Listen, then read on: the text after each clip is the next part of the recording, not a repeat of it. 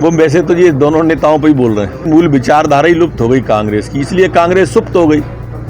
वो लुप्त तो ये सुप्त। इसी अवस्था में कांग्रेस आगे विचरण करने वाली है और मुझे नहीं लगता कि अब कोई भविष्य कांग्रेस का है। जब से लॉकडाउन प्रारंभ हुआ है, आप सब वो मीडिया के मित्र हैं, उन सबको मालूम है कि मैं आपसे सीधा साक्षात्कार करता हूं। आपने कभी मुझे इस 3 लेयर तौलिया के अलावा देखा? शायद नहीं देखा हो, उसके पहले नहीं देखा होगा और उसके बाद में।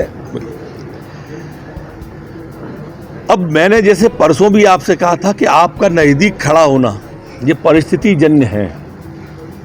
इसलिए परिस्थिति जन्य है कि आप सोशल डिस्टेंसिंग का 2-2 मीटर का पालन करोगे तो प्रेस कॉन्फ्रेंस हो नहीं सकती। तो ये जब हटाते हैं, वाइड देते हैं, तो हटाया जाता है। आप भी अगर पूछते हो तो हटाते ही हो। और इसलिए ऐसी कोई बात नहीं है। वो बड़े आदमी हैं, वो 11,000 रुपये दे सकते हैं। मैं प्रार्थना करूंगा कि गरीबों को बांटें। मैं तो पूरी तरह से पालन करने की कोशिश करता हूं, करता था, करता रहूंगा। किल कोरोना हमारा अभियान है, उसके तहत हम भोपाल में कोरोना को किल कर दें।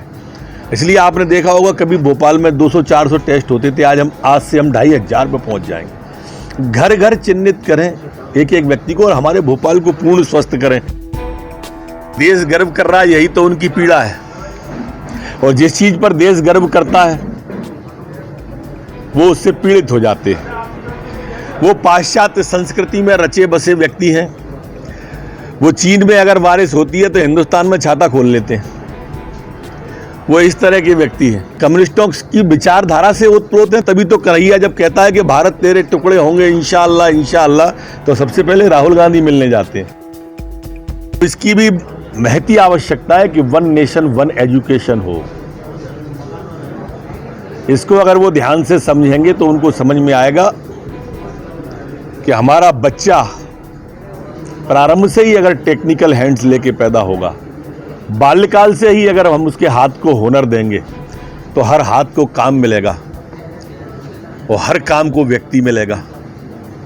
इस एजुकेशन की कई विशेषताएं हैं जो केंद्र सरकार ने पारित की है। माननीय प्रधानमंत्री जी की दूरदर्शिता निश्चित रूप से जो हमारे भारत के प्रति उन्होंने सोच रखी हुई है, वो सोच को साकार करता है।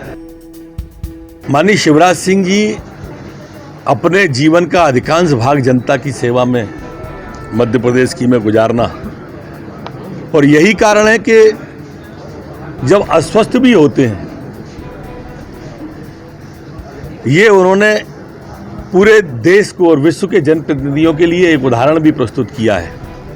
और अस्पताल में रहकर भी जिस तरह से कोरोना की समीक्षा, जिस तरह से कृषि विभाग की समीक्षा, जिस तरह से अन्य विभागों पर बातचीत, तो पूरी सरकार को गतिमान रख के एक एक क्षण अपने जीवन का जनता की सेवा को समर्पित किया है। वास्तव में वो अनुकरणीय और वंदनीय है।